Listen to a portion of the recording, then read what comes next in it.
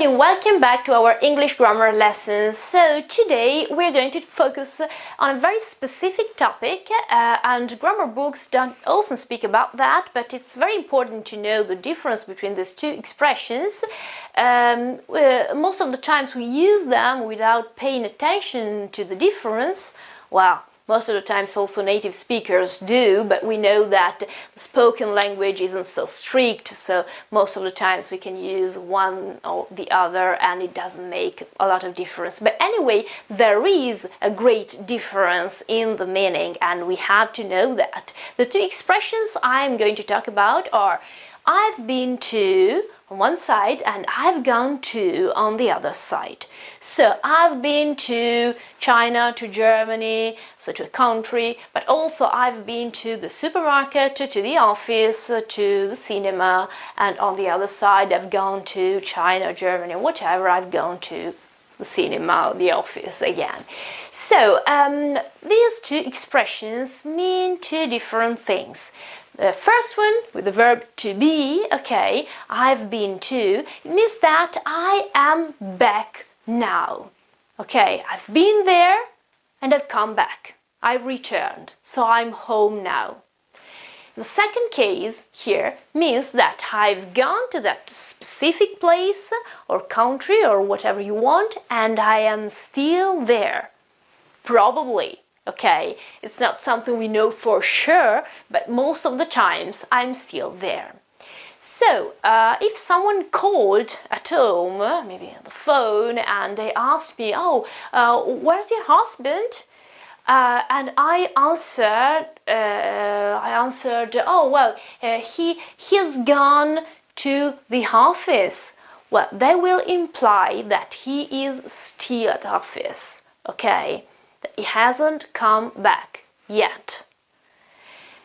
If I said, well, he's been to the office, they would answer me, all right, fine, he was at the office, but where is he now? Okay, is he at home now? Because this one implies that he was there, but then he came back. So let's see an example. I've been to Germany,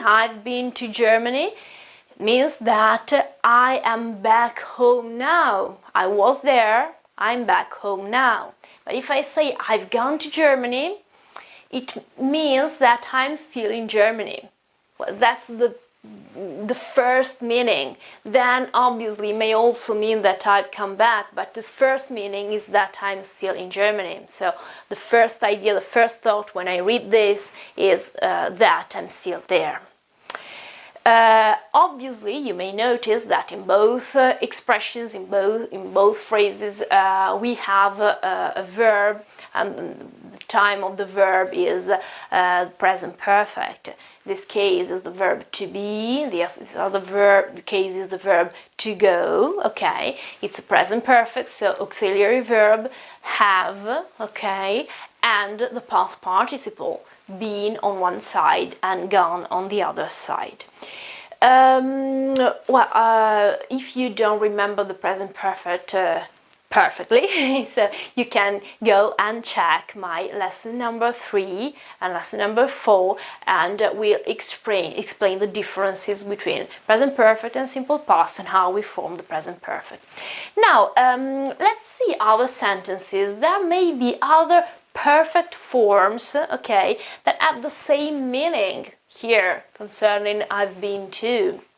These other perfect forms are the past perfect and the future perfect. So let's read an example together. So by the time I was 20, okay, so by that time, I had been to Germany.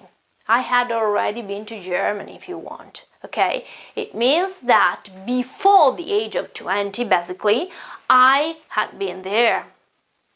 Or again, by next autumn, okay, by that next autumn, I will have been to Germany.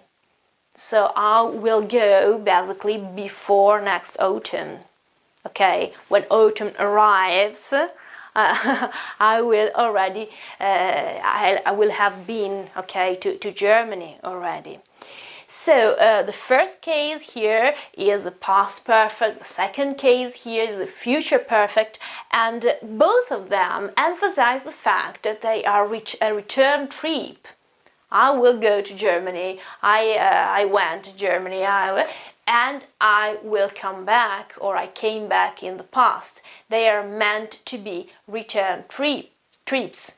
If I used the verb to go, I won't specify if my intention is to come back, or probably it's just about immigration.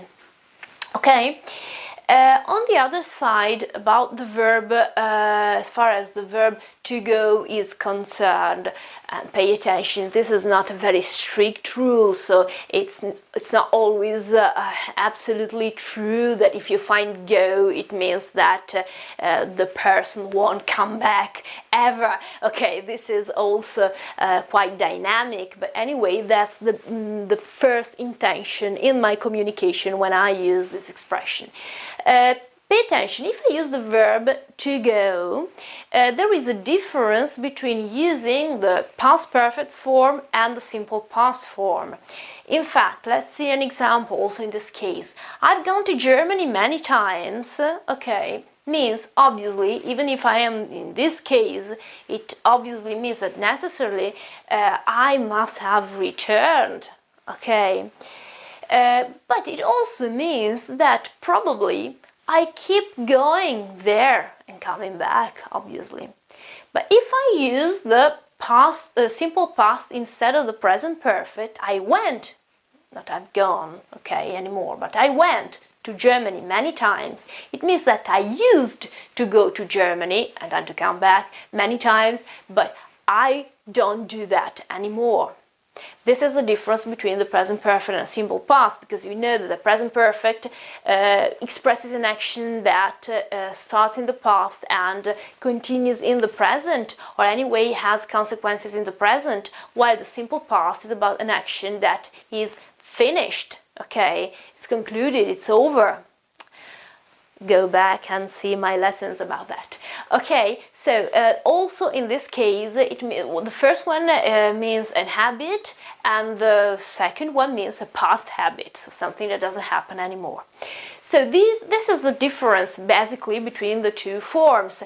Again, I know that sometimes I can use the verb to go even if I have already come back or whatever, but this is the difference, we can say, as far as grammar is concerned and standard English is concerned. Okay, I hope this has been useful for you. As usual, if you found it useful, please like my video and subscribe my channel, and I'll see you very soon again with English grammar. Thank you and goodbye.